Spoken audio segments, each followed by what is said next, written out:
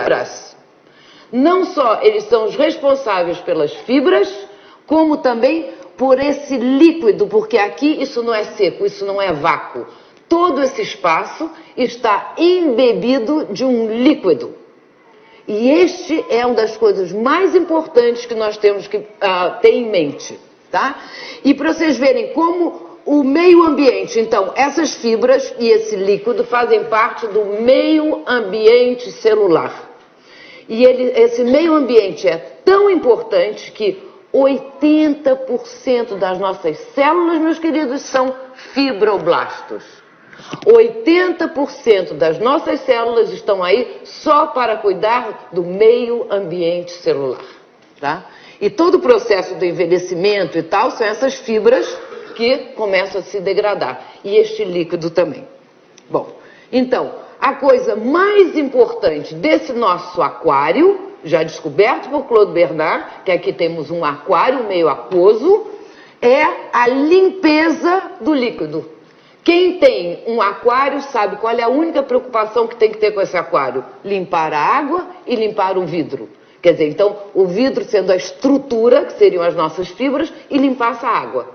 Por quê? Senão o animal que está lá dentro não pode sobreviver. Então, a mesma preocupação nós temos que ter em limpar este líquido. E por que isso acontece? Como isso acontece?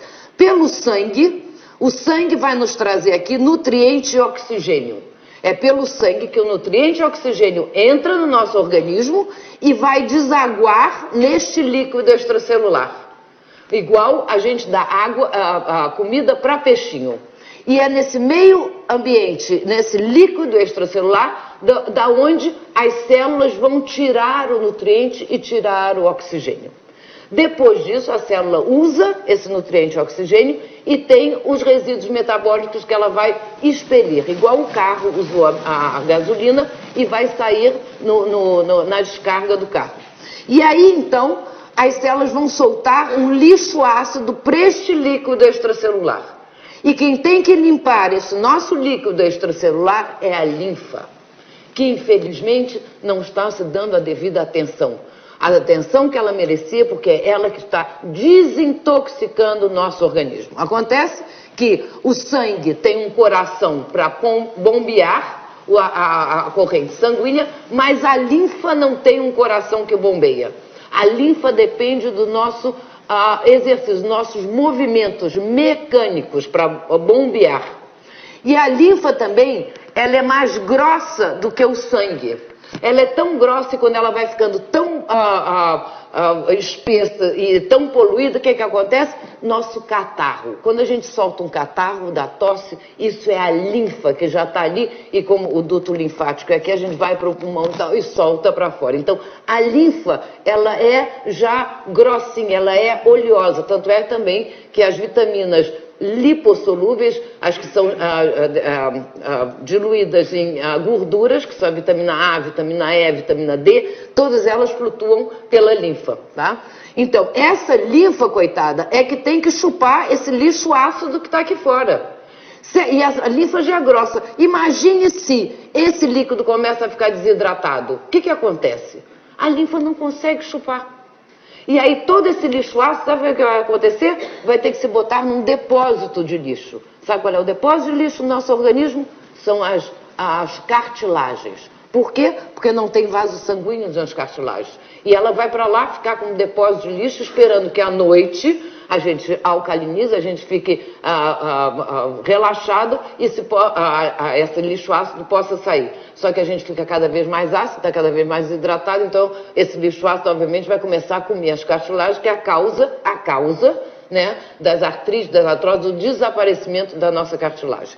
E se esse lixo ácido ficar nos nossos músculos, vai dar a tal da fibromialgia, que é a dor que anda. Pode parar aqui, dar dor aqui, bom, enfim. Mas o mais importante hoje para a gente ver é que esse líquido daqui tem que estar perfeito. Bom, então os líquidos extracelulares, as características específicas são 3. Ele tem que ser aquoso, só que ele tem que ser também gelatinoso e ele tem que ser mineralizado. Quem descobre a mineralização é René Quinton, que vai vir logo depois do Claude Bernard, que vai descobrir que os nossos líquidos têm a mineralização igual das mesmas proporções, ainda que a água do mar. Não de qualquer água do mar. Essa é uma água do mar da biocinose, onde tem maior concentração de plânctons e multiplicação celular, está aqui. Isso aqui é o Canal da Mancha. E Pischinger, o austríaco, vai descobrir, é ele que descobre que essa líquido extracelular é gelatinoso. Então, essas são as 3 características dos nossos líquidos extracelulares. Então, a água vai nos hidratar, quando nos fica dizendo, temos que hidratar. Sim, claro que temos que hidratar, porque somos aquoso. Bom, e a água, então, faz tudo isso. Temos que mineralizar. Os minerais é que vão dar a carga elétrica.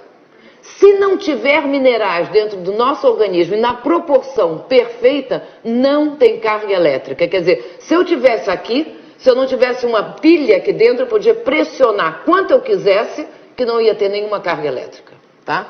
Então, e a carga elétrica desses líquidos extracelulares é fundamental que o líquido extracelular seja alcalino, polaridade negativa, para fazer contraste ao líquido intracelular, que é positivo.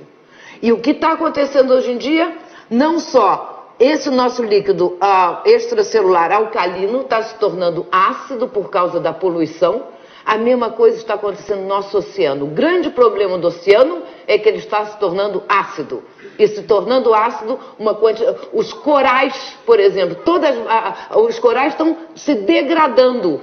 E sabe o que acontece quando a gente fica com os líquidos extracelulares ácidos? Os nossos ossos também se degradam, igual está acontecendo nos oceanos. Então, a causa da osteoporose não tem nada a ver com falta de cálcio. A causa tem a ver com a acidificação, que é igual à poluição.